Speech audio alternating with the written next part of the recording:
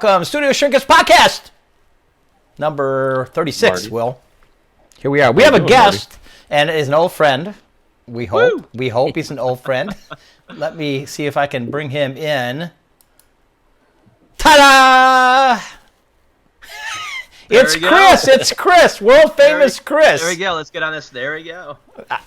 So, my God, tell me what's going on with your life. Tell me what's going on with your life. I'm on the East Coast, up north. I think, right? You're in Florida now, right? Yeah. I was sick of the cold. Yeah? You're sick of the cold. Yeah, we're up here in Maryland. Good. Cool. Frederick, Maryland. You're near PRS, relatively speaking. Yeah, I'm not far. Yeah, cool. Not far, but yeah, the went from the West Coast to the East Coast. Yeah, that's a haul, right? It was a haul. Yes. It was a haul. I'm sure. How long ago? We've been here for over 2 years. Wow, cool. All right. Mm-hmm. Well, we should do this for other reasons besides just this sometime. Yes. I was excited. I've been listening to some of the podcast, mm-hmm. and obviously, Will's phone's been blowing up with questions from me left and right, and he's like, you know what? Why don't you just get on this call with us? Yeah, it's good. It's good. So, Will, I can't believe this is all working. It's so good. It would seem that this went smoothly, quickly. It was a gradual process for us. Things worked. I think the audio stuff worked pretty quickly, but the video stuff was a lot more work, I have to say. Yeah. But it's all working pretty well now. So what? Well, first of all, you want to do a podcast? Yeah, I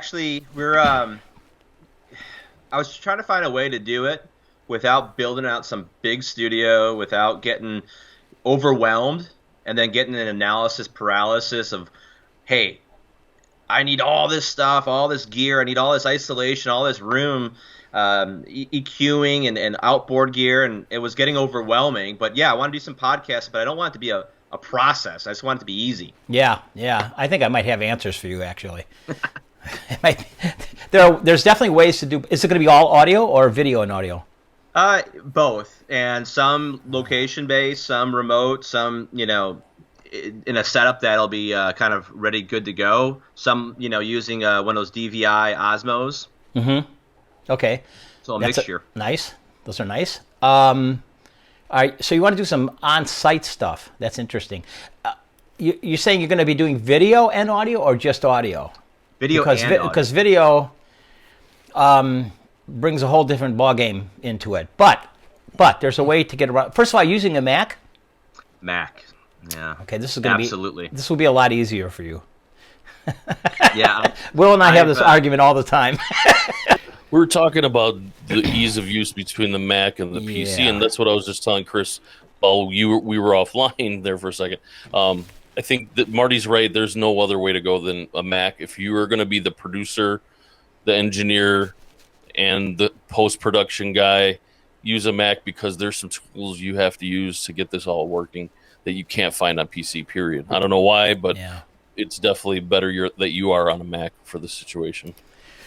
Okay, so the audio part was pretty easy for us, but I actually completely agree with that statement. It was there's a fundamental reason why Macs seem to work better for this thing, and that is the built-in audio functionality. It's inherently designed into the OS, and because of that, all of these everybody is forced to use Apple's drivers for everything, and so therefore you either comply to it or you don't work.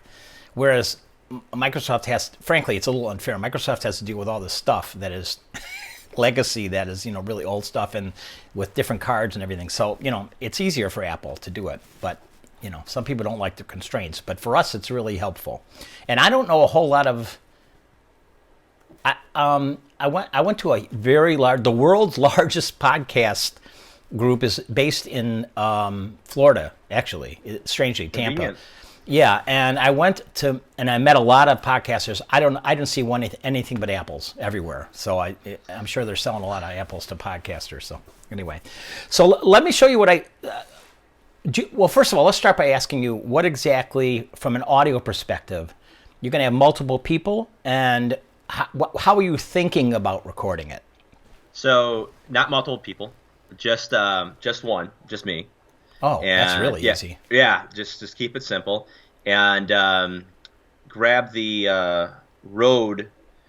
I don't remember the model number, but the Lightning Rode microphone, and that's going to be the audio, and then obviously the iPhone 12 Pro Max. Boy, this is so simplistic. I'm trying to figure out whether it really is. I was going to show you all this really sophisticated stuff. I'm not sure you need any of it. We started out by recording directly into Logic, which is a synonym for everything that you could ever use to record. It doesn't matter what it is, Pro Tools, whatever. And it worked fine. I had to go back and edit it, and it was convenient but a little problematic in that it takes a lot of horsepower to run that and other things, especially if you're doing video. But the real problem with it actually is that if you want to demonstrate something on Logic and you're recording with Logic, it becomes problematic to do demos. So I came up with this other thing entirely, which is Mac-only products. I don't know if you know anything about these guys. Have you ever heard of Audio Hijack? No. Okay, well, there's a company that makes two tools that are just really amazing. Let me see if I can get you there. I believe they used to make, I think a lot of DJs used that when Serato first started to record their sets right back into the Mac through like a virtual cable. And I think that's how a lot of people used it when maybe 10 years ago, but now it does a lot more. Some of their stuff does a lot more. Yeah, Audio Hijack is basically a virtual input-output system, and you can put any kind of a block you want anywhere here. In this particular case, this is my sound. I don't know if you can see. Can you see my mouse? You probably can't. Let me move over here. Now you can. There. Yeah, I got it. So that is my hardware, the hardware that I have running, and it's specific to channel. Let me open it up. You can see it is channel 6, and because that's what my mic's plugged into. Okay. So, and this is just a metering system. It's built into it. You just drag it over. And this is, I'm going to record. That's it. You're done. That's the entire thing. So, and it's really low impact. And if you want to use something else to, like Logic or something else to show, it does not impact this at all. Because you need the second tool of theirs, which is, I'm going to show you right now, which is called Loopback. And let me see if I can get that over there, because Loopback is quite an amazing thing to behold. This is the same company, and what this is this creates virtual audio interfaces. So in this particular case, we're doing the whole video switching thing with something called Ecamm, and I can get to that in a second because you may need that down the road. And so what I did is I take anything from the Finder, anything from FL Studio, anything from Logic, and I feed it in, and this becomes a physical, although it's virtual, audio interface. So right now, it's being fed back, guess what? To Skype, right there. Because that's how you're getting our audio. Wow. And you can route anything to anything, and it's magic. It's not inexpensive, and there's other tools, but it is by far the easiest to use. By far. What does it go for? It's $100. It's not horrible. Nope. And I don't even know I think this might be $70 or something like that. Audio Hijack. So I stopped using all the sophisticated stuff, to be honest with you, and I got rid of all the audio problems for recording this. That's funny how that worked. Yeah, it's pretty cool. So that is, if you're going to use a Mac, I would strongly advise, this just is so easy. You just hit the record button and boom, it just... So I noticed that you do not have any processing going on right now. Correct. Is that all done in post if you're doing I do it cleanup and all in compression? post. Yeah, I do it all in post. So no echo, no delay, you nothing can, like though. that to get. You can actually add devices. You can see, watch. There are some toys. Oh, that's great. So I mean, frankly, it's almost I have way more powerful tools outside of this, but it's kind of amazing. You can EQ it and get balance stuff like that. I mean, there's filtering and stuff like that. But I mean, I've been using that, or I was using that when I was doing purely audio podcasting.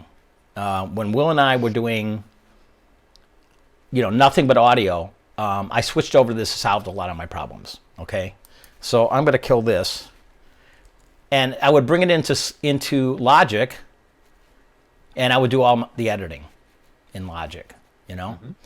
That said, everything's kind of changed because we are now. Will, I think here's the video part thing. Okay, so the video. First of all, are you planning on streaming? Maybe. Okay. Maybe not initially, because that just sounds like another roadblock from getting going. More stuff to figure out. Well, it is. If it's you by yourself, Chris, and you're going one mic into one device, it'd probably be easy to stream just straight through your phone if that's what you're going to use to record most of it. You said you're going to use your phone to record. Yeah. Then it's just easy. It's probably just as easy to send it through Facebook Live and Instagram Live or whatever streaming you want to do. But I don't think you might need as many tools up front as Marty showed. I think it's a little simpler than that. Is there any questions or problems you've run into that you want to ask us? I was going to use OBS if I was going to do any type of broadcasting, and then just hit it from there. So that way you can go to all the Instagram or Facebook, whatever avenue. So I was going to use that for the broadcasting. That's what I use for the DJing stuff. So makes it really easy. What I was going to do for the setup in the event that I would ever interview or have somebody else, I ordered the Rode Pod mics. So I got those coming, and then I was going to have them all go into my Bose T8S because it's really easy to get the presets Rode microphones. Really easy to put on some nice compression, a little bit of delay or echo if I want to kind of have it all cleaned up right there. And it's simple because it comes out 2 channels. I can do all the mixing on it. Oh, I saw the face expression there from Marty on the 2 channels. Did you make an expression there about having 2 channels? No, not at all. But because I was just going to keep it simple with that. No, absolutely. But that's a mixture. But doesn't that also have USB on it too? Can you use that as an interface as well? That's 2 channels. Perfect. That's covers all the hardware. Yeah. Yeah, so, and talking to you, Will, the whole thing was keeping it simple, and all of a sudden I started looking, and I'm like, wow, I don't need all this stuff. And then Marty, you walked through the audio hijack, and I was going to potentially use my Ableton Live and do all this other stuff, but why bother? Yeah, well, I'm going to make it even more ridiculous for you because I'm going to show you something else, which I own because I haven't really used it, but it's really cool. I'm sure you've heard of the Rodecaster. Yes, I was looking at that. Well, I have Zoom, right? That's the one I'm going to show you right now because I happen to have it. So this is the Zoom. And the reason this is cool is because it's stupid easy. Like ridiculous easy. First of all, this will run on batteries. The other one won't. The Rodecaster won't. I think there's an optional pack or something like that. What this doesn't have that the Rodecaster does have is it's an optional thing to get the Bluetooth connector in those 2 little. I don't know. You can't see my mouse obviously, but I can see it. Oh, you can? Really? I can see the jack. Oh, okay. Okay. My mouse is being magic. But anyway, so it also has more channels. So if in this case, if the 6th channel, which in your case doesn't really matter much, but the 6th channel here is an either-or thing. So it's either the 6 mic channel, or it's a USB connection, or it's a Bluetooth connection. You can also just plug a phone in directly. And that's something you might want to do down the road. Right. So the reason, for a while we thought, geez, let's make it even easier and take all of the audio work off the system and then just edit it in post. And so the other cool thing about it is the portability, because you can, I mean, I don't know about how long the batteries probably last 2 hours or something like that, but it's really impressive. I play with it and it sounds quite good. And so does the Roadcasters. In fact, it's kind of an either or thing. It doesn't matter which one. It's more whichever one you like. But the portability and the fact that if you're doing audio it's fabulous. However, if you're doing video and you're syncing with it, you can do this all in post. And I don't know how much you know about video editing or that kind of work, because you would have to there'd have to be some kind of syncing involved. So like on a word clock or a SMPTE running that way? No. Well, fortunately, you will be able to get Final Cut, and Final Cut has a very magical thing called sync audio.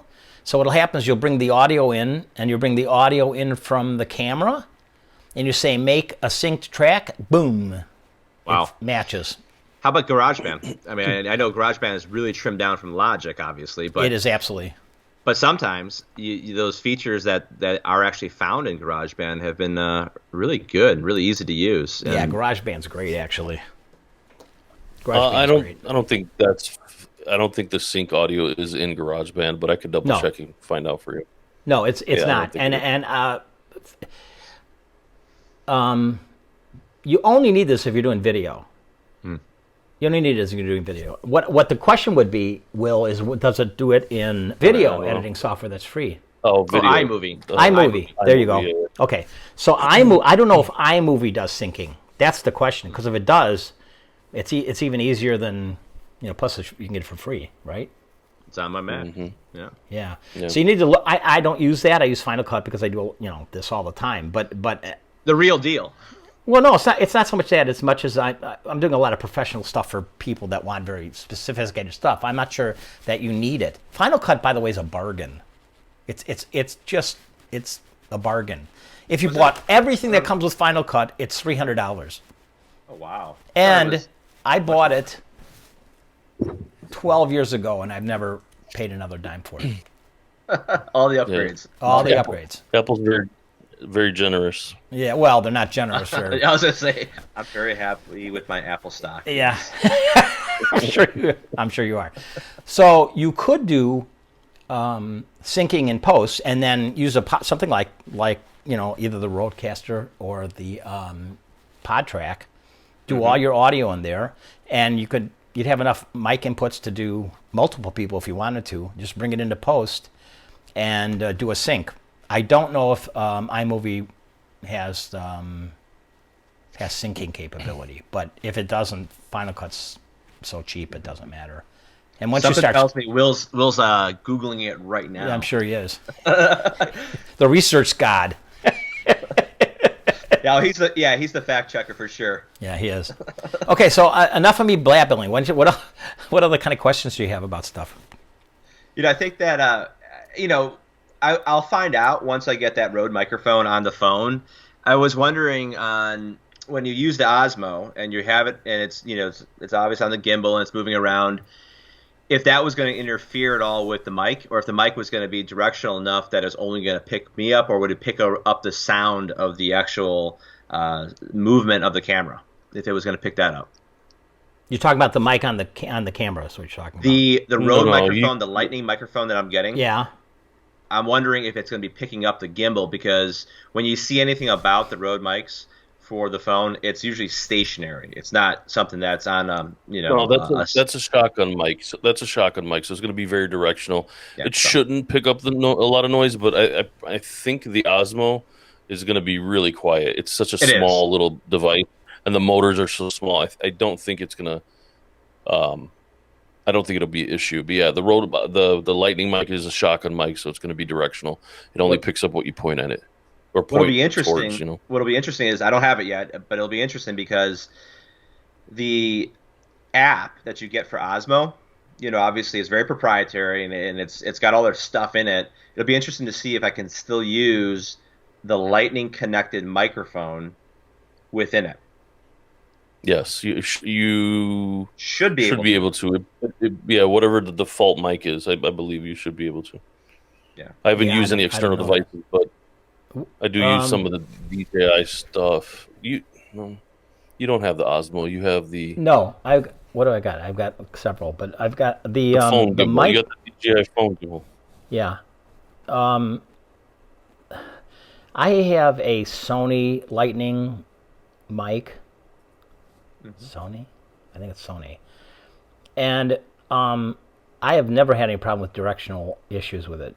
My problem is it doesn't fit on. You know what it doesn't fit on, Will? It doesn't fit on my the Smooth 4, the Zen.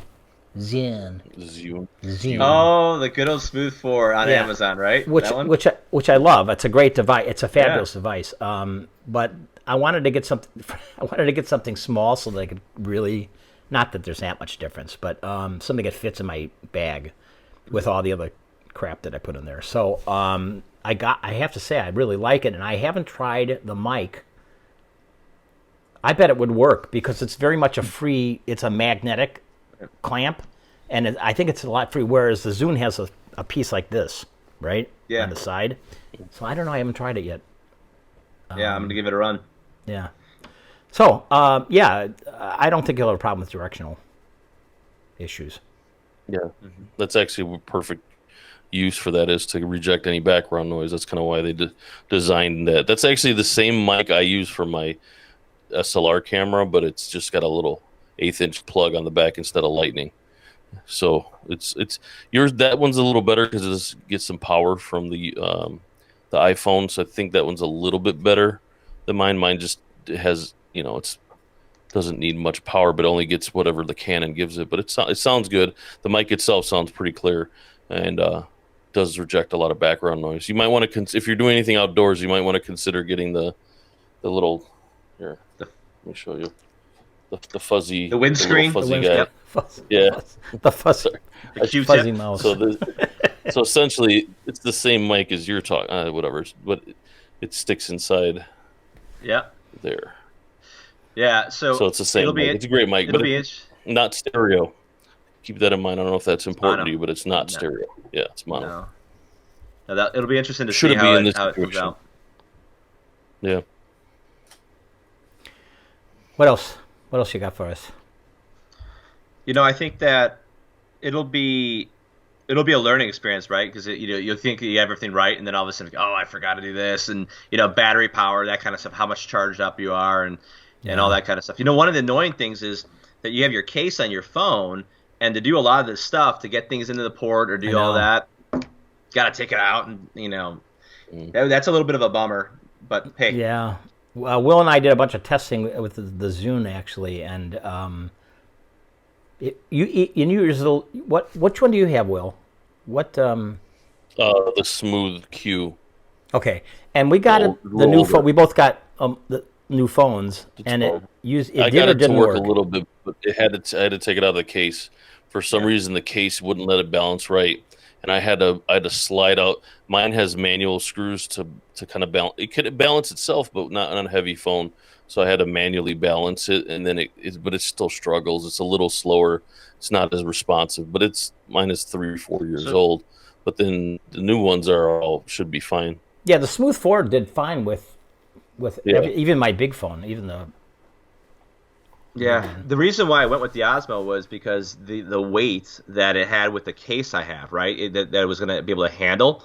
But at the end of the day, when you have to attach that, the adhesive and do all the lining up and the calibration on the back, it was a pain in the butt because the case actually doesn't let you use the template the right way. Because when you have the template in the box and you put it over your phone, it's perfect because it goes around the camera, it goes around. Yeah, and all of a sudden you put it on top of your case and it doesn't work. Yeah. So all I do is I'm popping it out and putting it on there, and that's it. And a little bit of a nuisance, but nothing else. Yeah. Cool. What else? Video. Okay, so you're gonna shoot video with a phone? Is that what you're gonna do? That's right. Just with the 12 Pro. Okay. Yeah. Actually, I don't need to do anything fancy with that. Going in a Dolby or frames. I don't need to do anything fancy with that, do I? No, probably not. It's unlikely. It depends on what you're going to be shooting. To be honest with you, the camera's amazing in it. It's crazy good. Yeah, if you're just doing a talking head thing, how good it is. Sorry. If you're just doing a talking head thing, I don't think you're going to need 4K plus Dolby Atmos, because you're probably going to render it down to 1080, and most people are going to watch it either on the stream or on the wherever you post it. By then, you probably won't even have 4K resolution, so it doesn't hurt to start with the higher resolution. But I'm just I don't think theater, that's important right now. I'm a movie theater junkie, and I got all that Dolby Atmos stuff and everything hooked up. But so. You're producing for the web. So, that's right. It's like it's getting dithered down to MP3 when you're trying. It's exactly the same thing. That's right. You're recording at a bazillion. I know frame. I know it's ridiculous. Here's why I shoot in 4K some of the time. Although it's a pain, it's really a pain. I have to get a new Mac. Frankly, I need a gigantic Mac. But anyway, we'll see what happens with them. I think they're doing really great things. But it's a lot of data to manipulate. It's 4 times the data. And if you have a bunch of audio as well, it's really, really tough. When something's wrong with framing and somebody screws something up and something's physically not in the right place, you can zoom in and not lose resolution. Wow. That's why it's good. Yeah, you can crop the frame to a certain section, or if you're out of frame or whatever, you can crop different parts of it to. Or but you zoom can't do in that if you're not want. 4K? You can, but you're stretching it's gonna be pixels. Yeah, it's going to look a little blurry. So starting out with 4K is going to help situations like that, but that doesn't sound like it's going to be a common thing because, like I said, if you're just doing the talking head thing for streaming and a podcast, I don't know if you'll probably frame up pretty good every time before you start. But 4K doesn't hurt if you have the space for it. Like I got the 256. I haven't run out of space, and I've got 8,000 photos and 1,000 videos. I'm surprised I've only got 100 gigs on my phone. I thought I'd fill that up faster, but what size do you have on your phone? What's that? I have the 4 terabytes of cloud, and then I have the 512, so it's got more than enough. Oh, you've got even more space. Yeah, you're fine. There's nothing on my phone. I would probably do 4K, and even though you're dithering down, it's kind of like the same concept as recording. It doesn't hurt to record it 48K. And have your master at that rate anyway. And dither down, it always gives you a little more headroom. Yeah. No, for sure. I mean, there's that, and it is beautiful to look at, and I will say the phone. It's pretty amazing how well the camera works. So. And it's easy. That's the best part. That's why. It sounds like you're going for easy. I'm going for easy. I don't want for easy. It's like back in the day when we would talk to people like, do you want to record and do music, or do you want to spend time with the machine and the software and be stressed out? What do you want to do? Do you want to make music? You guys didn't tell me that. Well, yeah, you're a rare bird, Marty. I'm a bird, all right. You wanted. Oh my God! You always wanted the great stuff, and it comes some misery, right? Misery. And this is no exception, by the way. What Will and I did to do this, it's no exception. But things have come a long way, so you can do a lot more with a lot less. But what's interesting though, even if you're trying to simplify it, buy the good stuff. If you're trying to pull it off and buy some no-name stuff, you know what you're gonna get, and I've learned that over the years. So buy the Rode mic, buy the DJI, buy the stuff if you want it to work and last. Yeah, that's the other part. For sure. Yeah, I mean, I'm using 2 Macs that are. I didn't even realize it, but they're already. What was it 13s? They were 13s. Wow. And it's unbelievable. They were running fine. I mean, I'm just running out of horsepower because of doing big things now, editing wise. Yeah, they last forever. I mean, I have when I first started at GC, I picked up that PowerBook, the G4, I think it was, and it's still rocks. It's still the iMac from 06, still awesome. Wow, no problems. Their stuff runs for a long time. So as long as you take care of it, right? I mean, if you take care of it and you don't mess around with it, and you don't try to do some modifications to it outside of the Apple specs. Like you said, that's why the thing about Apple is the drivers and everything else, it just works, and you don't have to stress yourself out. Yeah, for sure. What else you got? See if you can stump us. Well, But You know, by the way, the iMovie does not have sync feature. Yeah. There are some external tools see, that that's how people they are get trying you to. to get step up. Yeah, yeah, but it's Yeah, I got to tell yeah. you, Final Cut is.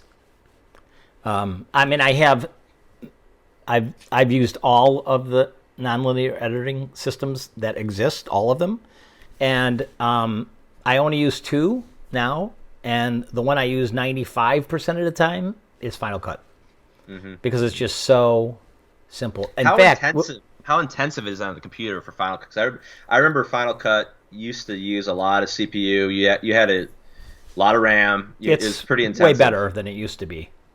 But it's still, it depends on what you're going to do. If you're doing 1080, you're not going to have any issues. Yeah, it's optimized for the Mac because that's considered their pro level stuff. So if you got a MacBook Pro, I'm using a late 2015 MacBook Pro, right after they got rid of the CD drives.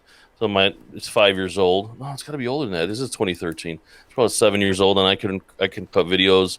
I've done some 4K footage on there with a GoPro. It render as quick as it could on a newer machine, but it's optimized to run on the Macs now, so it's not an issue anymore. Well, let's see if it can crash this whole system. I'm going to start Final Cut. We'll see what happens here. Take it for a test drive. We're gonna see what happens here. Let me see if this is amazing that this is running. Okay. Yeah, your lights did not dim behind No, you. People used to make fun of me about that, by the way. Marty, every time I turn stuff on, our power goes off. Let me. Yeah, it's because you got tubes. You got the good stuff. Okay, let me see if this None of the works. solid state stuff. So, this is Final Cut. Oh, there you go. There it is. And everyone's still there. That's incredible. Okay. Let me see. We're running. What are we running, Will? We're running 23%. Oh no, it just jumped to 70. So we are kind of using stuff.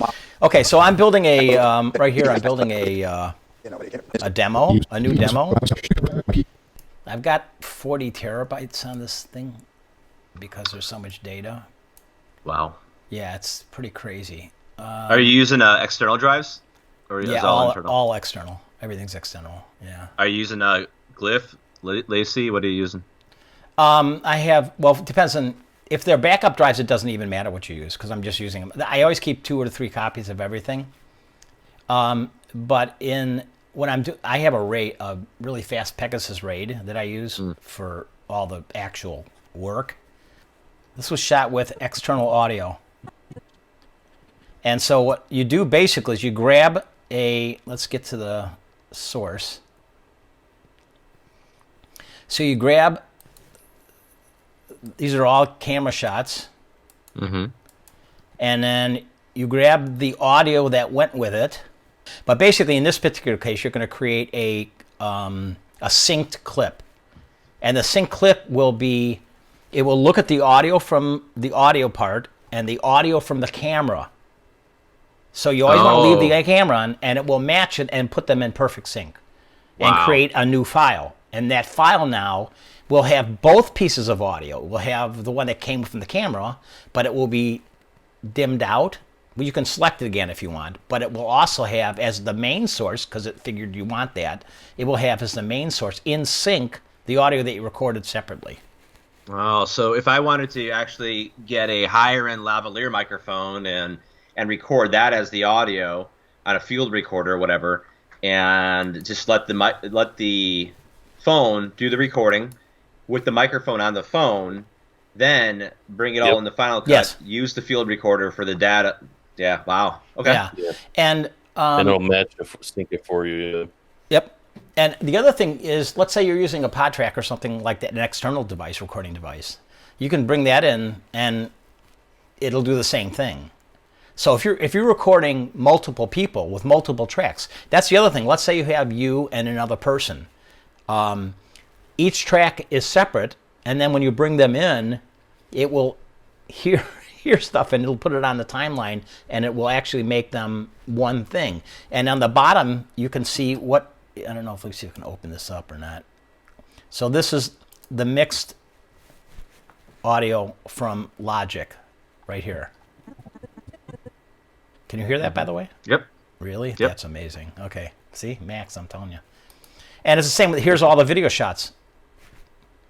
In this case, I had a 360 camera, I had a drone footage, stage right, the main camera, and it's the same kind of a thing. You can see each camera depending on what you used, and you can combine it. And Final Cut will do all this for you, and it's really not very expensive. It's really terrific program. And you can get as sophisticated or not if you want. So that knot, is that learning curve on the knot? If you don't want to get sophisticated, how is the learning curve on that? Is it like WYSIWYG? Is it really like intuitive? Will, let me tell you. Go ahead, Will, because I'd like to know what you think about that. For years, yeah, Marty's been using it for years, so he's a little biased. I jumped in recently, and I have to say, for the last 3 summers, I've been using the drone. Except for this last summer because we didn't really do traveling much. But the previous 3 summers, I had the drone, the GoPro, and my Canon camera, and I would shoot stuff. And I was more inspired to shoot video because it was so easy to cut, whether it's a little 2-minute video I throw on YouTube or a little Facebook thing I could share with the friends and the families that were out in Fox Lake. I would cut a movie at least once every weekend. Wow. And it was that easy. Within 15 minutes. It's as easy as Final Cut is as easy as you want it to be or as advanced as you need it to be. So if you just open it up and drop video in and start slicing and editing, it's so easy to get into. The learning curve is by far one of the easiest. Like I really wanted to try to get into Adobe's Premiere because it was, I don't only have the MacBook. I don't have a desktop. I needed something to work. I have a Windows desktop that's pretty powerful, but I can't use Final Cut. So I try to use Adobe, and it's just so complicated. You really need That's right. Either you need to know Adobe products in and out. Like if you're a master of Photoshop, jumping into Premiere is probably very similar because their structure and their workflow. But starting from scratch was just over my head, too complicated. I gave up. I got mad at it. I quit. I literally I had the subscription, the Creative Suite subscription, because I wanted to do Premiere and After Effects because a lot of people use it. And I kept giving them up, and I kept trying to find something on the PC that would be as easy to use and create really good quality content. Because I have the Vegas stuff, but I was telling Marty I could cut a quick video with just edits, but when it comes to transitions, they look like some stuff from the 90s. Or I want to do media generation. I want to do a title screen or intro splash. It looks like something from Geocity's website from 1998, or like the spinning guitars. It just looks so outdated, and it's like I don't want to spend $600 to upgrade to the new version if it all doesn't do it. So I stuck with Final Cut. Well, there's a couple. I have a lot to say about Final Cut. Actually, first of all, I agree the learning curve is easy, but if you it depends on what you're coming from. Think about Pro Tools versus Cubase, the early Cubase. Yep. Think about the difference between the two. If you came from the analog world, it made total sense to go to Pro Tools. Flow. It's all signal flow. Yeah. This is not the case with editing. Video editing, even though it's non-linear editing, what it means is literally non-linear, which means you can put things wherever you want. There's not any other editor that does it, and it's called the elastic timeline. And what happens is everything snaps into place. And it's really confusing if you come from the other world. You know what I'm saying? So if you came from Premiere or Design, Avid Pro. If you do Avid Pro, you just find Final Cut strange. You're not wrong. The snap thing kind of took me by surprise, but it's surprisingly easy to get used to. I'm telling you, within one or a day or two of messing with it, it makes so much sense, and it's just easy to get around. The big problem I have with Final Cut Pro is I'm used to file, save, put it in a directory. File, save, find my drive that I'm working with. That's not how Final Cut works. You create a library, and then everything just gets thrown in there. You can change it, but it's not as easy as file, save, find your drive. So I think that's more confusing to a beginner, is the file structure and the workflow just starting projects. I think that's going to throw you off, because that still bothers me to this day. It's one of the harder things I have wrapping my head around is just not being able to go file, save, throw it on that drive, you know? Yeah, but here's the thing. If you're coming from not doing editing, none of this will be confusing to you because no matter what you do, it's going to be new. So it doesn't matter. And if you're starting with Final Cut, unless they change it somehow, you'll never use anything else. Yeah, but you know what I found actually from Apple? If you use GarageBand, and then I started messing around with Logic, it was a natural. It was a nice progression, right? And I use iMovie, so I know it's nowhere near Final Cut, but it's gonna probably have a lot of the same DNA. Yeah, it does. That makes sense. It does. So if you're already used to that, I think you're not gonna have any issues. There's only one other product that I would frankly even recommend to anybody, and that's Blackmagic stuff, DaVinci Resolve. That's become a really big deal. But I think it's very complex. It's incredible color correction tools, but you can do, I would say, 90% of the stuff you can do in Resolve, you can do in Final Cut. It's amazing. Makes sense. And really easy, especially if you're coming from iMovie.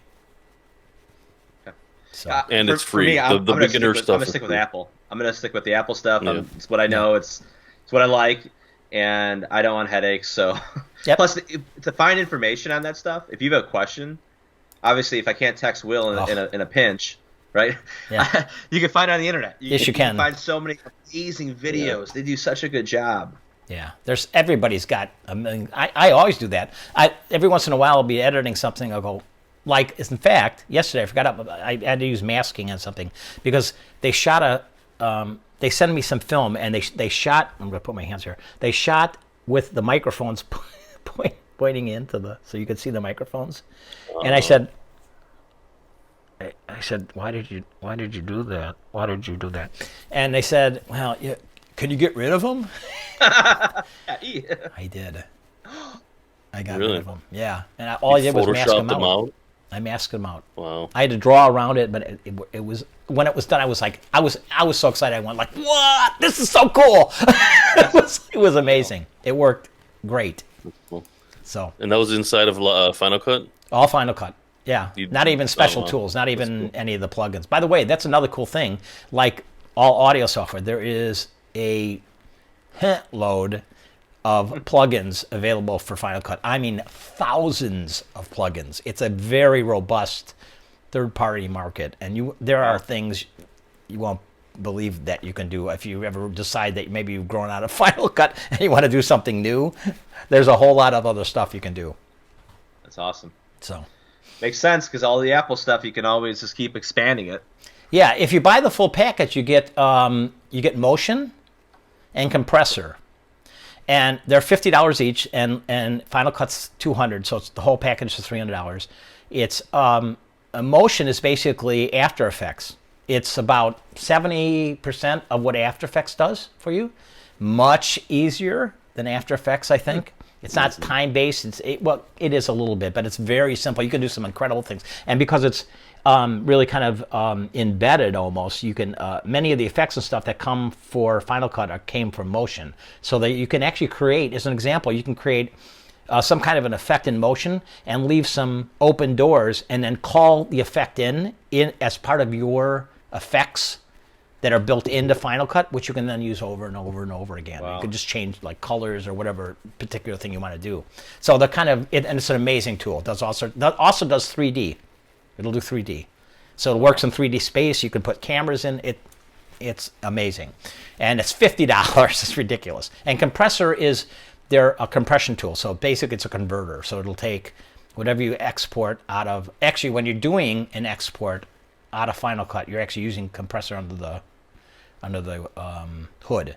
And Compressor is a standalone thing, and you can actually just send things to Compressor. And it has all sorts of different types of rendering possibilities. Awesome. Motion, got it. And Compressor, cool. Yeah, that's a getting into that product is gonna be what I'm gonna do because I love Apple and it's gonna be easy to use and. Yeah. But maybe after you get a couple podcasts under your belt, a few months down the road, we can reconvene and we can have this discussion again with I'd love from to. from the other perspective, from you having some experience with it. Maybe have a conversation again in the future. That'd be fun. For sure. Yeah, that'd be great. Absolutely. It's fun to kind of get inspired again. And I love gear, right? I love gear is good. Gear is good. Gear is good. But getting into another avenue like this and learning, Yeah. and then just getting excited about it. It's an endless thing. It's awesome. It's great. I know. It is. Thank you so much. Thanks for having me. This No, has our been a pleasure. blast. Our pleasure. I was It looking fun. forward to it when he asked. I'm like, oh, this is great. I can't wait to see you guys. Yeah, and it was then really good. talk about it. Yeah, Like no, I for said, sure. learning Well, about we've the been through it process. now, so it's. In fact, we're going to do a. We're probably going to. We just start. This is our second podcast that we're doing with video, Okay.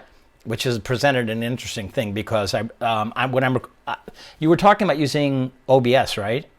Yeah. Yeah. You might want to look into Ecamm because that's what I ended up going with. We used OBS and it worked 95%. It worked for what we want. It's very much more complex than it has to be, but it's free, so people love it. But if you play with Ecamm a little bit, you might find that ease of use comes back into the picture. It's not cheap, but it's amazing. Can I use that for broadcasting DJ sets too? You can use it for broadcasting anything. OBS, everything with OBS, you have to add something to. You have to add a plug-in for this and a plug-in for that, and it's kind of a pain. Like the phone is an example. What I just showed you, it's just part of the system.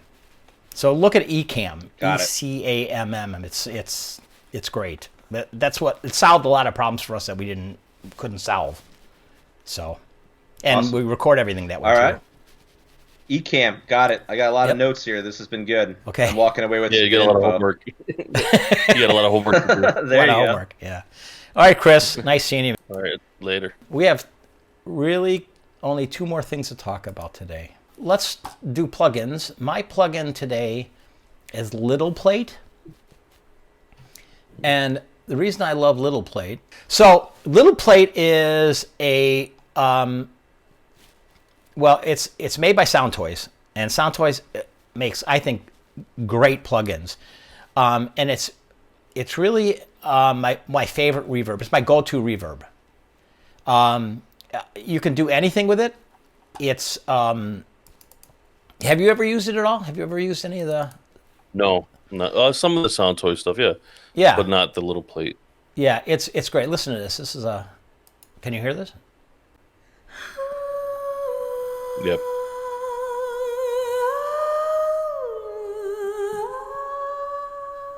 So that's kind of a. Here's a deep cavern.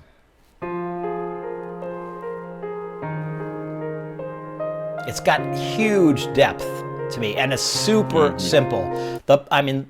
Basically you've got a decay. You've got a decay in seconds button. You've got a mix button, a dial, and you've got a low cut. so there's really to it. Super Very, simple to very use. easy, yeah. Very easy, but man, it sounds. That sounds really good. Isn't that beautiful? So that's my Might have to plugin. do that. Pardon? Yeah, it's amazing. I might have to pick that one up, yeah. Because all the other, I got some Waves reverbs. They sound pretty good, but they're not as easy to use. And I find agree. myself just sticking to the presets because I can never really dial it in the way I want. So I think I'll check this out. It looks good. I think that is. You have no idea how much I agree with you. I have all the Waves reverbs, and it's not like they're bad reverbs. It's just that there's so much to them, and they're. I don't know that they sound any better than this. I mean, this thing is beautiful. It's rich and it's great sound, and it's like just easy to use. I don't want to spend too much time trying to figure out the plugin. Yeah. I just want to get a little Right. a little bit of reverb, dial Right. it in. Okay, I want it. Right. Let's go. Yep. Yeah. So that's my plugin. What's yours? Well, see, mine is a hybrid, and it's part of the. It's also brand new. I think it just came out with the whole NAM. Yeah, it's not available yet. NAM usually stands for not available, maybe May, because they announced it in January, Right. And then it comes out in March or May. Anyway, I'm just kidding. Right. It was a joke we had when we were in the industry. Right. But TC Electronics released two pieces. technically it's a hardware controller. It looks like a channel strip on a really nice board. It's called the TC Electronic Master X HDDT. Oh yeah. This is the TC Electronics. Say it again. The company's TC Electronic. Yep. It's called the Master X, and there's two versions of it.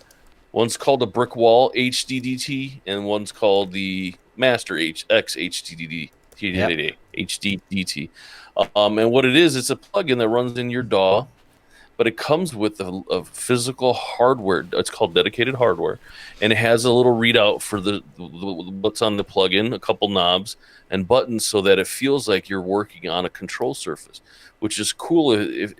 If you don't have a big control surface, but you want that tactile feel, this is the best of both worlds. It's a plugin. You don't have to route physical hardware back and forth through your DAW, but you on and it recalls all your settings, but you still have tactile control with a screen that's dedicated to the plugin you're using. Whereas maybe you have a control surface, but it doesn't look and feel exactly how the plugin was designed. But since this was designed by TC Electronic together, it's really, really kind of not futuristic, but I think it's ahead of the game, because I don't know if anybody's ever did this. It looks really cool. With its own with its own dedicated, and it doesn't look like it takes up a ton of space. So I would love to have one or two of these, and the plugins look and sound pretty good too. Yeah, but there's how can this be so cheap? I don't. Well, it's $100. It's more. Yeah, but it's more soft. I don't know. It's a good question. Some good limiter plugins are $100 by themselves. Some single strip control surfaces like the PreSonus Fader port is $150. How do they give you both for $99? I don't know. I am looking at this right now, and it says $150 price drop. How could that be? Oh, it does. It's this hot new item. I don't know. I know. Maybe they mixed it up. What the heck? We should buy them now. Buy them now. Yeah, I'm gonna buy 3 of each. Yeah, because no, but they're not gonna get. That's amazing. God, yeah, that's incredible. Wow. So that's my plugin. That's like a good it. one. I haven't used it. I'll be honest, but from what I'm looking at it, I would definitely. I like. Wow. The idea of a mastering brick wall limiter, because I like to kind of on the master use a lot of heavy compression or limiting. So that's kind of right up my alley. And then a multi-band dynamics processor is just a multi-band compressor, which I use all the time. So, but I like to have tactile control, so I'd definitely like to check these out. I mean, I just can't believe these are $100. I mean, they're pre-orders. They're not even they're brand new. Like you said, I don't get this. We should buy every one in stock. I think it's retail versus retail's $189, regular price is $99. I think they just tagged it as a price drop by accident, because this is part of the whole new NAMM release stuff, I think. Well, it says was $248.99. Yeah, but that's I think that's the that retail. Can't be. That can't. Nothing ever sold for retail, No, I know that. I'll check with Josie. Wow, that's amazing. Yeah, okay. But that's a pretty cool plugin / Yeah. Wow. Controller. Yours is much more interesting, although I like the reverb. But okay.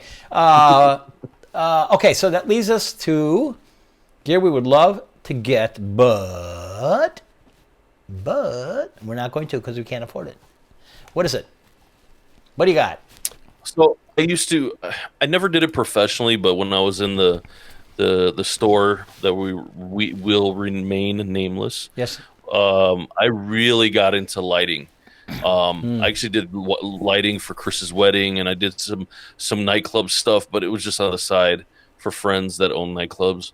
But I got really into programming light shows. Like we at the store I worked at in Highland Park, we did a show that they sent us to Rush Tom Sawyer, and it was not great, so I tweaked it and I learned how to do all the software and programming lights together. There's a language, I'm not going to get too into it, but there's a language that lights use. It's a digital interface that you can send with either old school mixer board style or computer stuff, and I got really into lighting shows. Yeah. And I found some of my favorite light we offered for a while when I first started, but they went away. I don't know if I think they were on the verge of being discontinued, but now they're brought back by Harman. It's a company called Martin Lighting, and there was also a Martin Sound, and they sold really, really, really nice, really high-end lighting. And I think we were selling some of their moving head stuff with the discharge bulbs for like $2,000, and all the DJs in the city of Chicago and all the nightclubs wanted to have that stuff, and eventually kind of went away, and now it's back. And they released 2 new lights, and one of them, I'd love to get a couple if I had some throwaway money, because I'd like to do like a block party one day when things get better, or maybe light up a friend's wedding again or whatever. Yeah, right. So the Martin Lighting Mac Viper has a 1,000-watt discharge bulb. I don't know if you know that, but like on the BMWs, they have that really intense white light that you can barely stare at. It's a discharge bulb, but this one is probably 10 times as powerful. Wow. And with them, they were about 250 watts, which was insane. Now they're 1,000 watts. You could probably burn somebody's retina with these, so you got to be careful. I don't know. But for one light, it's only $15,075 for the. So I'd probably get about 6 It's of them. It's a bargain, a mere bargain. Hang them.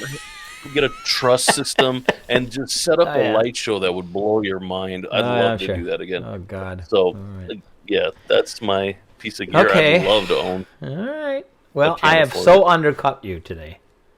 So undercut you. For some reason, I'm being logical.